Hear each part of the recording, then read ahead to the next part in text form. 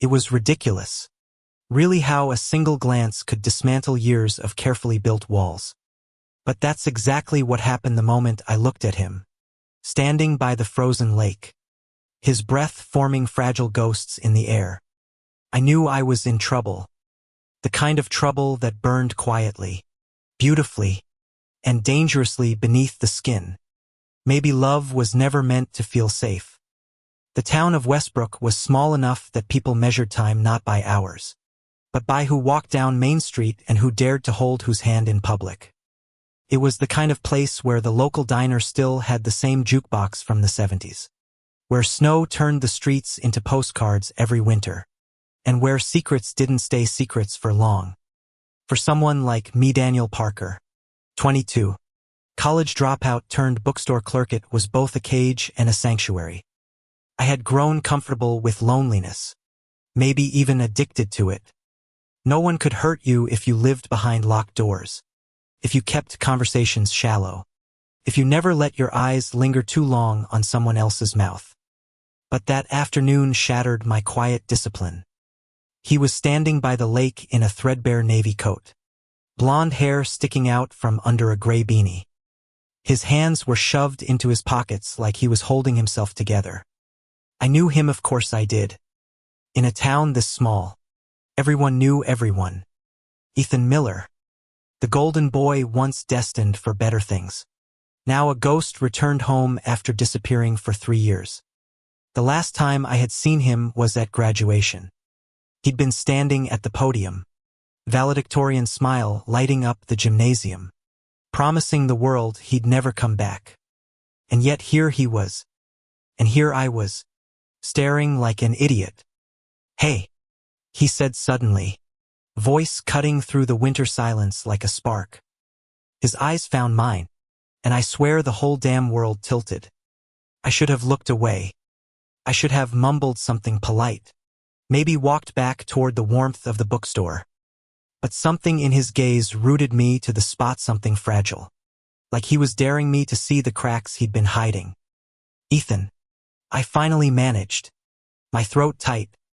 "Didn't think I'd see you here again." His smile was small, hesitant. Neither did I. The first thing you notice when someone you've secretly wanted for years speaks to you again is how your chest both tightens and loosens at the same time. It's terrifying. It's exhilarating. And it's dangerous, especially here. Especially for us. Ethan and I had history, though no one else knew it. Back in high school, before he left for college in New York, before life broke both of us in different ways. There had been stolen glances across locker-lined hallways, fleeting touches when no one was watching, drunken words at a bonfire that we never spoke of again. He'd always been out of reach, too bright, too wanted, too straight, or so he said. But looking at him now, shivering by the lake as if the cold lived inside his bones, I wondered if maybe we'd both just been too scared. We started walking, though I couldn't tell you who suggested it. Snow crunched beneath our boots, and the silence between us felt both awkward and strangely intimate. "So," I asked, "what brings you back?" He chuckled, though it was hollow. "The glamorous life of failing spectacularly, I guess. Turns out New York doesn't roll out the red carpet for small-town boys who think they're special." I glanced at him, surprised at the bitterness in his voice. "You were always special, Ethan." The words slipped out before I could stop them. His steps faltered, and when his eyes met mine, I saw something flicker there, something dangerous, something tender. "You shouldn't say things like that," he whispered. "Why not?" "Because I'll believe you." That was the moment I knew this wasn't just a casual reunion. This was the beginning of something neither of us could control. The days that followed blurred into a rhythm I hadn't felt in years. Ethan started coming by the bookstore, pretending to browse but always ending up at the counter, leaning on it with that tired smile that made my chest ache. We'd talk sometimes about nothing, sometimes about everything. About how he hated the city but hated himself more for not making it work. About how I never left because I was too afraid of what I'd find beyond Westbrook. One evening, as the snow fell heavy outside, we sat on the floor of the bookstore surrounded by stacks of forgotten poetry. Ethan picked up a worn copy of Whitman and read aloud, his voice low and almost reverent. We two boys together clinging. He read, his eyes lifting to meet mine, one the other never leaving. The silence that followed was electric. My heart slammed against my ribs. Ethan, I breathed, but I didn't know what else to say. And then his hand found mine. Tentative. Trembling. Real. But happiness, in places like Westbrook, comes with a price. People talk. They always do. By the end of the week, whispers followed us into the diner, into the grocery store, even into church pews. I caught the looks, the disapproval, the curiosity, the malice barely veiled behind polite smiles. My mother asked me why I was suddenly spending so much time with that Miller boy. My boss at the bookstore warned me about keeping a clean reputation. And yet, every time Ethan looked at me like I was the only thing tethering him to this world, I knew I'd risk it all again. One night, he showed up at my apartment, snow clinging to his lashes, his hands shaking. They won't stop, he whispered. The stairs. The whispers. My Dada told me I should leave again before I embarrass him. Anger surged through me, hot and protective. You don't have to leave. Not again. Not this time. His eyes filled with tears, and before I could think, before I could stop myself, I pulled him close. His body fit against mine like it had always belonged there. His breath hitched against my neck. And in that fragile, desperate embrace, I realized something I'd been denying for years. I loved him. We kissed that night. It wasn't the kind of kiss you see in movies, choreographed and perfect. It was messy, raw, aching. His lips tasted like salt and winter. His hands clung to me like I was the only safe place he had left. And maybe I was.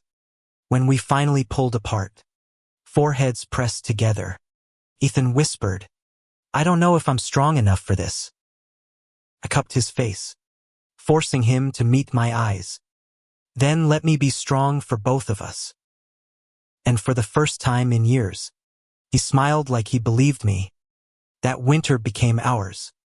We carved out a world in stolen hours, late nights in the bookstore, quiet mornings making coffee in my apartment, walks along the frozen lake where we didn't care if anyone saw us. We laughed. We argued. We healed. But beneath the fragile joy, the shadows of this town, its judgment, this cruelty waited, ready to tear us apart. And they almost did.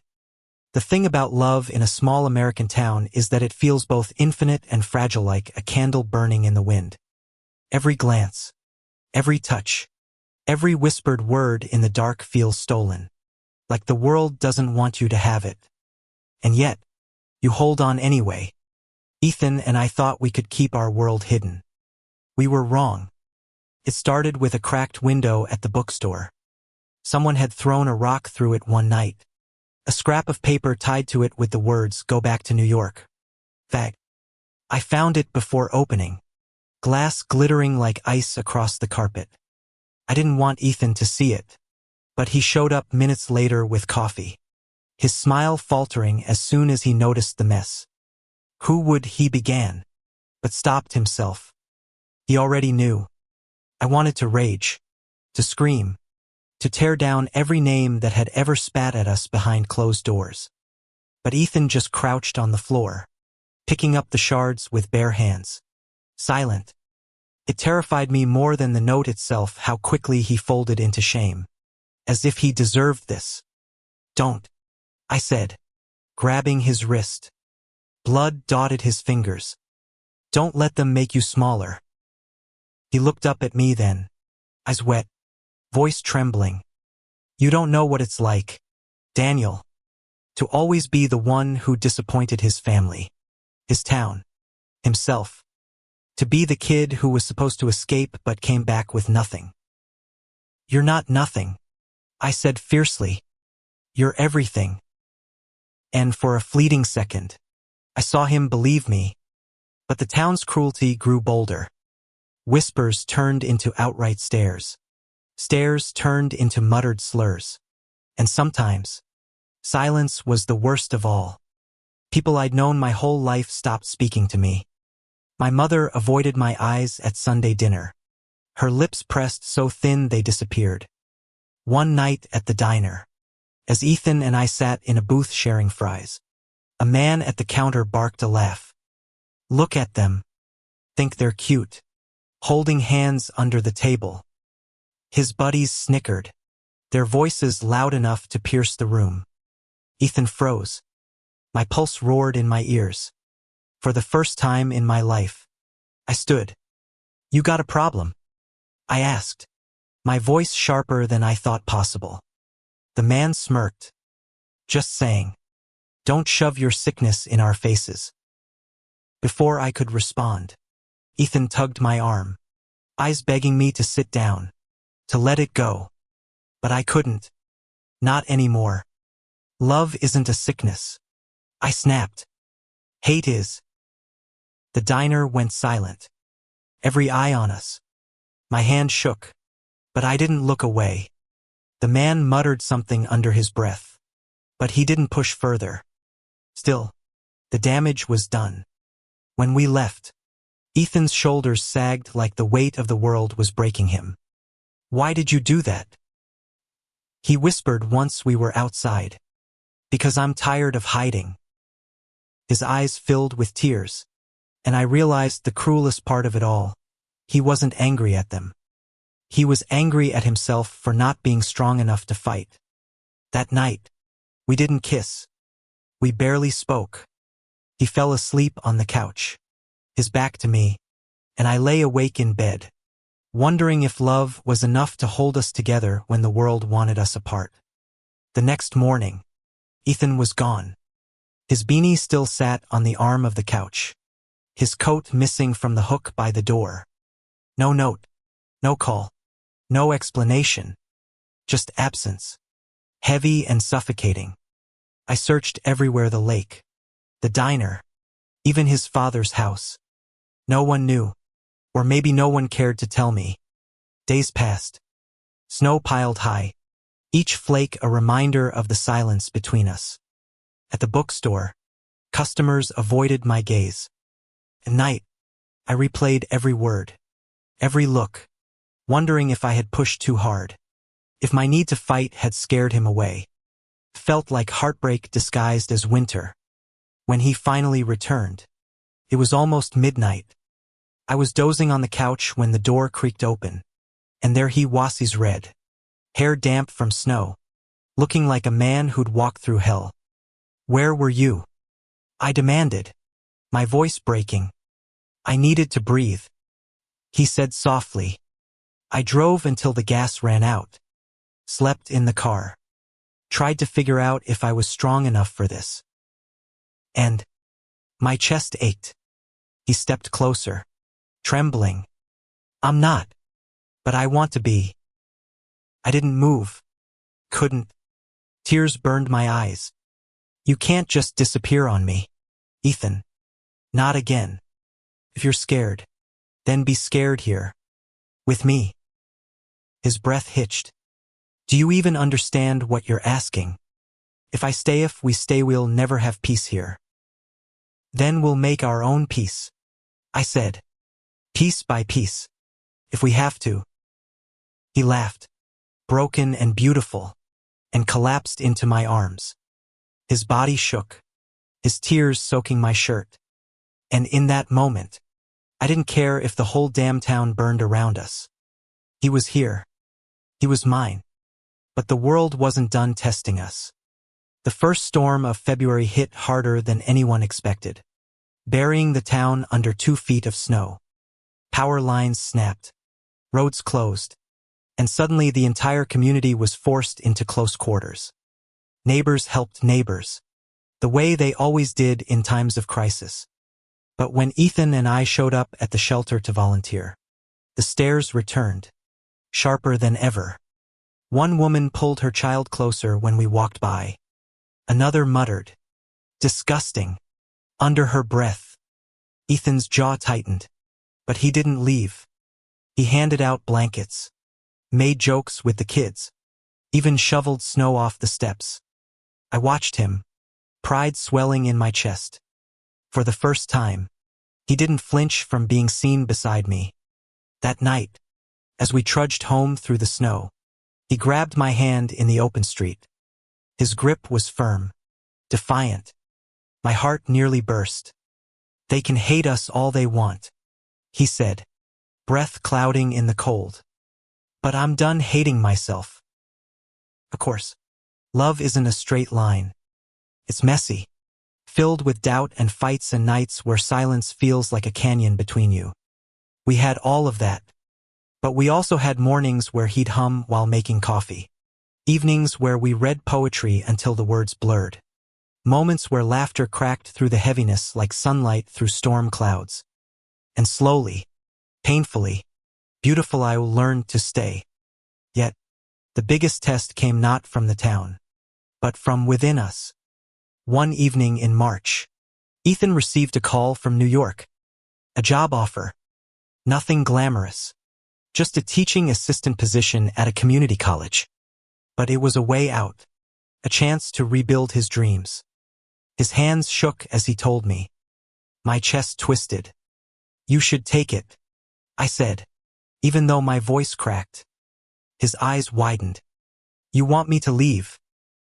"No," I whispered. "But I don't want to be the reason you give up on yourself again." Silence stretched between us.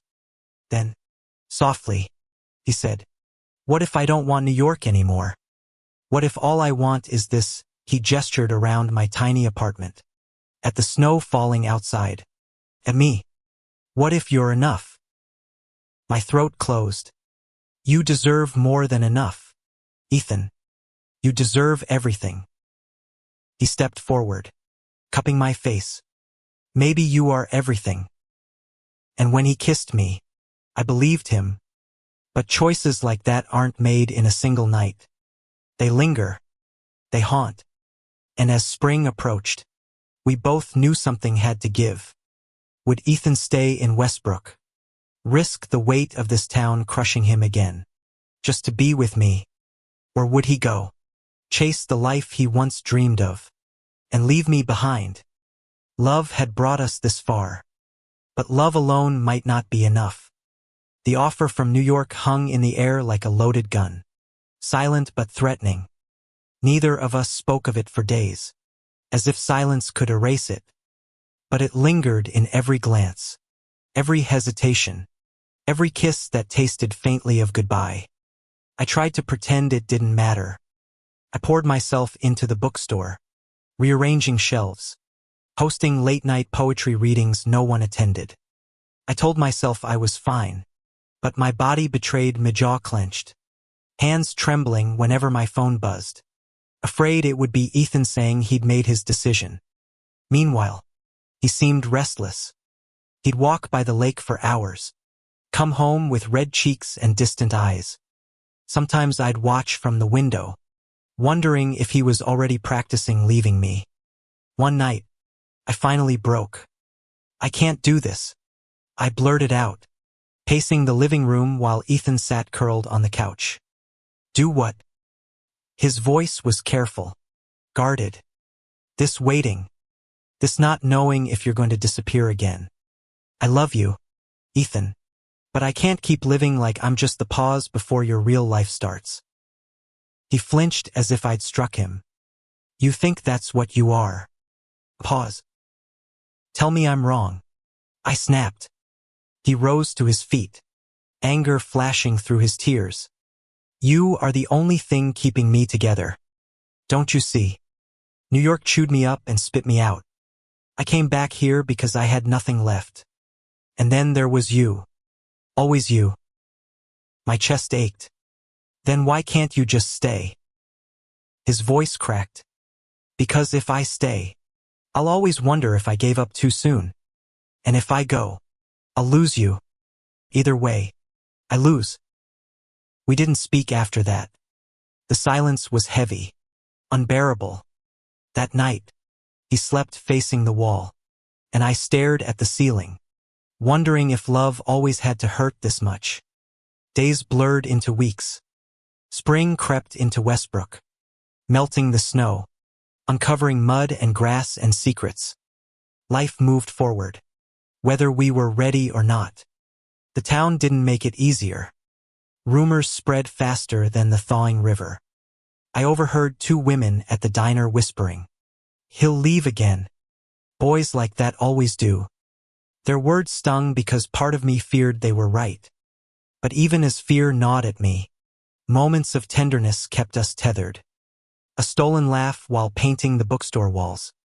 His head resting on my shoulder during a thunderstorm. The way he absent-mindedly hummed when he cooked eggs in the morning. Small, ordinary miracles. Maybe that's what love was, a series of fragile miracles, always at risk of breaking. Then came the letter. I found it on the counter one afternoon. The envelope open, the paper heavy in my hands. An official offer from the college in New York. Teaching assistant.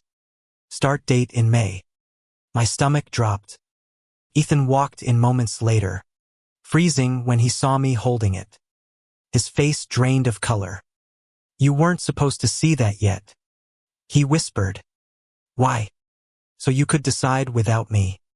My voice shook. "It's my future, Daniel." "And what am I?" I demanded. His eyes burned. "You're my heart. But hearts don't pay rent. Hearts don't build careers. Hearts don't silence the voice in my head that says I'll never be enough." The letter trembled in my hands. "So you're leaving?" "I don't know," he admitted, tears spilling over. "I want to stay. God, I want to stay. But what if I'm meant for more than this? What if staying here means I never find out?" I dropped the letter onto the counter, my voice breaking. "Then go, Ethan. Go and find out. But don't you dare come back unless you're sure you want me. I can't survive another goodbye."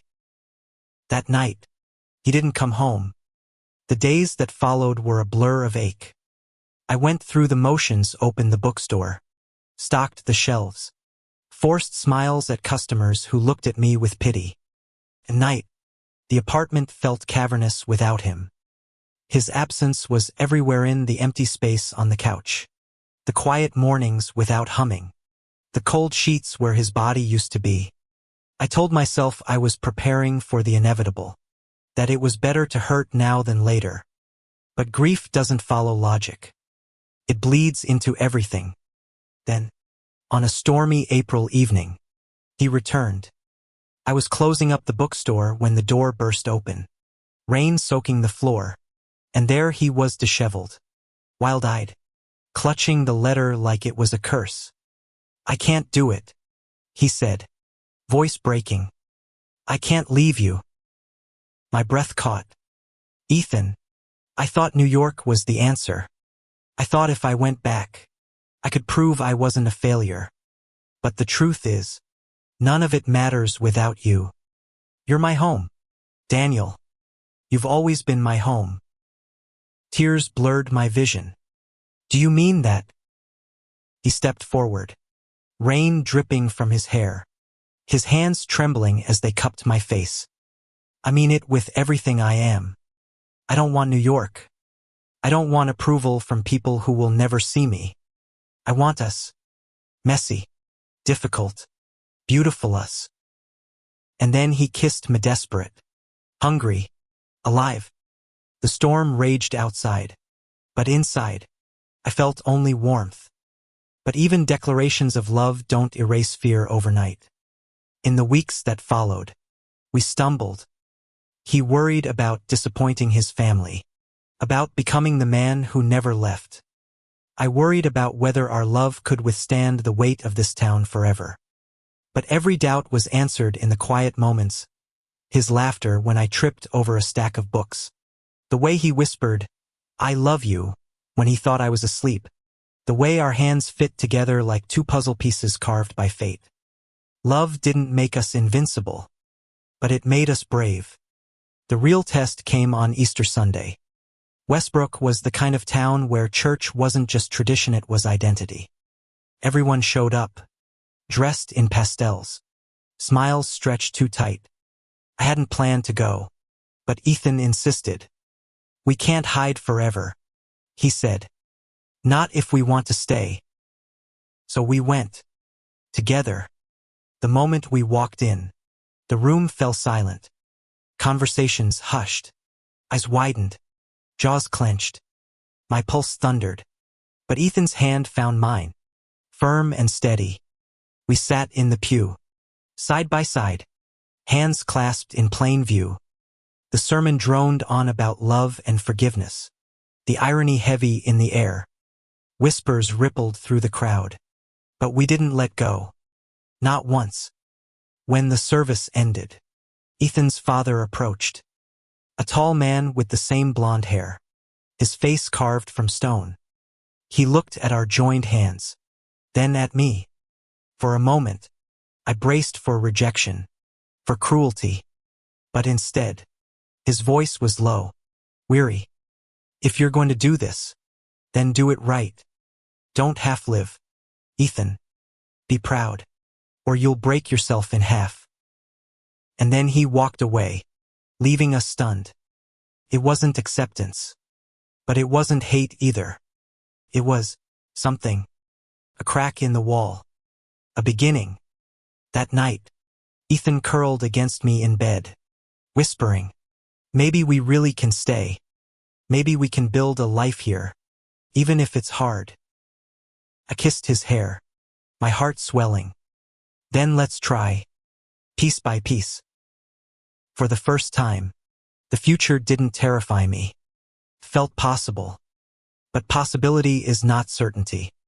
And the road ahead was far from smooth. Choices would still test us. The town would still whisper. And fear would still claw at our hearts. Yet as I held him that night, listening to the steady rhythm of his breath, I realized something profound. Love wasn't about escape or perfection. Love was about choosing each other. Again and again. No matter how hard the world tried to tear us apart. And in that choice, we were unstoppable. The strange thing about hope is how fragile it feels when you're holding it for the first time. After Easter Sunday, something shifted not just between Ethan and me, but in the way the town looked at us. People still whispered, of course, but there was less venom, less of the sharpness that had once cut us open. It was as if, by refusing to hide, we had taken away their power to wound us. But peace is never permanent. May arrived with warm winds and green blooming through the thawing ground. The bookstore filled with tourists passing through, couples holding hands, families laughing as they bought beach novels for the lake. And through it all, Ethan and I tried to build a life. He found work tutoring high school kids. His smile brighter each time a student finally grasped something he explained. I started a small book club at the shop. And for the first time in years, the back room buzzed with people talking about stories instead of gossiping about neighbors. We were finding our rhythm. But underneath the laughter and late-night kisses, the New York offer still haunted us like a ghost. It hadn't gone away. He hadn't officially declined. The envelope sat in the drawer of my desk, a constant reminder of what we might still lose. One evening, as we sat on the porch watching the sun sink behind the trees, Ethan spoke the words I'd been dreading. "I got a call today," he said quietly, "from the college." My heart lurched. "And they want an answer by Friday." Friday. Just 3 days away. The world seemed to tilt, the future collapsing into a deadline I wasn't ready for. I tried to swallow the lump in my throat. "What did you tell them?" "That I needed time." He turned to me, eyes searching mine. "Daniel, I don't know what to do." Part of me still dreams of going back, proving I can make it. But the other part, his voice cracked. The other part can't imagine walking away from you. My chest tightened. Then don't. Don't imagine it. Stay. His hands gripped the railing, knuckles white. What if I resent you for it? What if, 10 years from now, I look at you and wonder if you held me back? Tears burned my eyes. And what if you go and realize you left behind the one thing that ever made you whole? The silence that followed was unbearable. For the first time, I wasn't sure love was enough. The next morning, Ethan was gone before I woke. No note this time. No trace of where he'd gone. My chest hollowed out, fear clawing at me. By afternoon, word spread through town Ethan had been seen driving out of Westbrook, heading east. The bookstore closed early that day. I couldn't focus, couldn't breathe. All I could do was sit at the lake, staring at the water rippling under the spring sun, remembering the winter afternoon when this all began. I told myself not to break. Not again. 2 days later, I heard a knock at the bookstore door. When I opened it, Ethan stood there, suitcase in hand, his face pale with exhaustion but eyes steady. You left, I whispered, voice trembling. I drove, he said, all the way to New York. Walked into that office. Stood in front of the people who once promised me the world. And do you know what I felt? My chest ached. What? Nothing, he said softly. Not excitement, not pride, just emptiness. Because you weren't there. Tears spilled down my cheeks before I could stop them. Ethan, he dropped the suitcase to the floor, stepping closer. So I told them no. I told them I already found what I was looking for, that I wasn't willing to lose it again. I covered my mouth with my hand, choking back sobs. You're sure? His hands cupped my face, firm and tender. I'm sure. Daniel, I don't need New York to prove I'm worth something.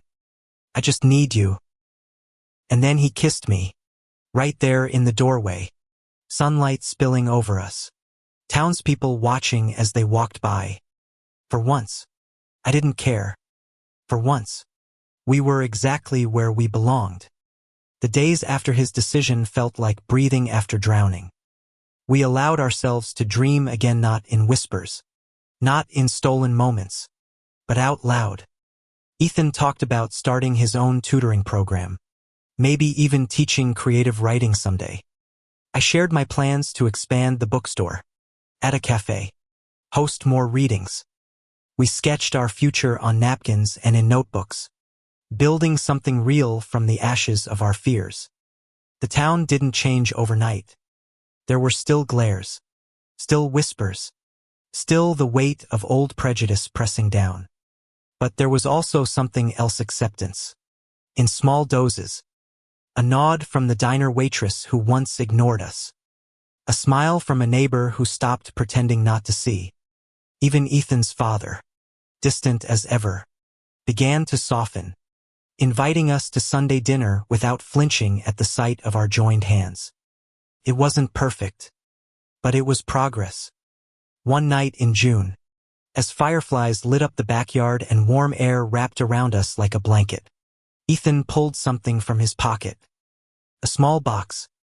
My heart stuttered. Ethan. He opened it, revealing a simple silver band. Unadorned but shining.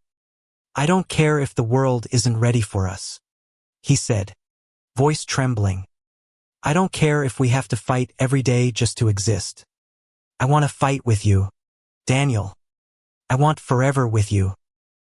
Tears blurred my vision. Yes, I whispered, before he could even ask the question. God. Yes. He slipped the ring onto my finger, his hands shaking, his eyes shining with tears. And then he kissed me under the stars, fireflies flickering around us like tiny witnesses to our vow. Forever didn't mean easy. We knew that, There would still be battles. Still be nights when fear crept in. Still be mornings when doubt whispered that the world would never let us be. But we also knew this: love was worth every wound, every scar, every fight. Because love, real love, wasn't about escaping the world. It was about choosing each other within it again and again, no matter how hard it tried to tear us apart. And that's exactly what we did. Years from now, maybe people will forget the whispers, the rocks through windows, the nights of silence.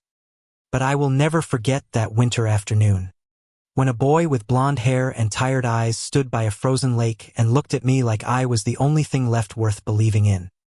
It was the day everything changed. The day I realized that gay love deserves not just survival, but celebration. And celebrate we did. Summer passed quickly, leaving golden afternoons on the fields and long nights filled with stars. Ethan and I had learned how to live without bowing our heads, without hiding. Holding hands on the street became something natural. And though a few cold stares still followed, most people had grown used to our presence. Life was never perfect, but it was real, and real was enough to call it happiness. My little bookstore, after a few months of renovation, now had a cozy corner serving coffee and tea.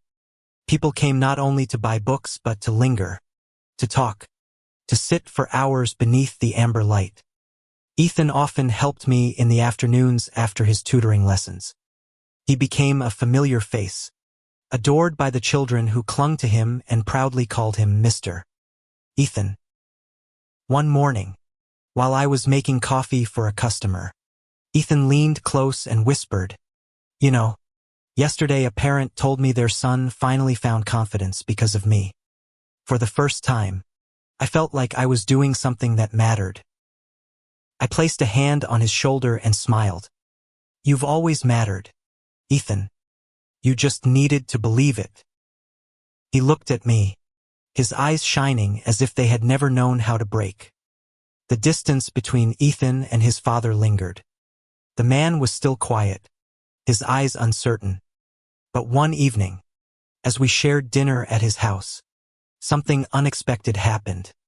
He set his spoon down, looked at his son, then turned to me. "Daniel," he said, voice rough, "thank you for standing by Ethan when he was at his lowest. I may never fully understand, but I see that he's happy, and that's all I ever wanted for him." Ethan froze, his lips trembling. Under the table, his hand found mine. I squeezed back, silently telling him, "We've made it through the dark. This is the light." Autumn came, painting the streets with scarlet maple leaves.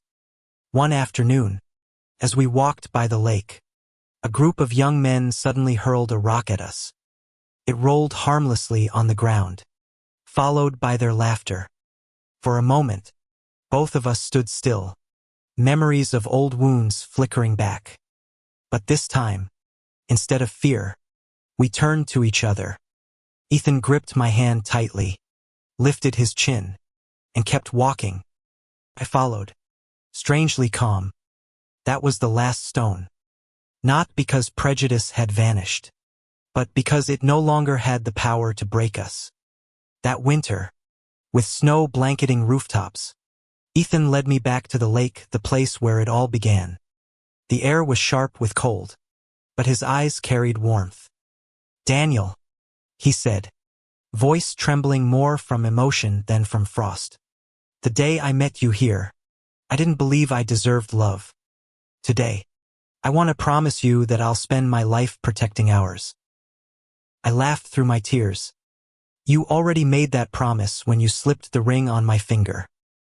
"True," he smiled, "but tonight you'll have another one." He leaned in and kissed me softly, as snowflakes swirled around us. No paperwork, no ceremony, no witnesses. Just you and it was enough to know we belonged to each other forever. Time flowed gently. We grew older together. Ethan's hair turned silver. My hands trembled when I turned a page. But our love stayed whole. deeper with every passing year. People stopped whispering. To the town, we were simply Daniel the old bookseller, and Ethan the beloved teacher of children. To each other, we were the world. Every winter, we returned to the lake. Not to mourn, not to remember pain, but to smile, to hold hands, and to whisper, "We made it." If anyone were to ask me whether love between two men was worth every sacrifice, I wouldn't hesitate. Yes, because love, in any form, deserves to live, to breathe, to be celebrated. And I, a man who once thought I would live and die alone, found that love not in books, not in dreams, but in real life, in the gaze of a boy named Ethan, who looked at me as if I was his entire sky. We loved, we hurt, we lost, we found each other again. And in the end, we truly lived, fully and honestly until the very last day. And if there is another life after this one, I will choose to meet him again, by that winter lake where it all began. Thank you for listening. If you find it interesting, please like and subscribe to follow the next stories.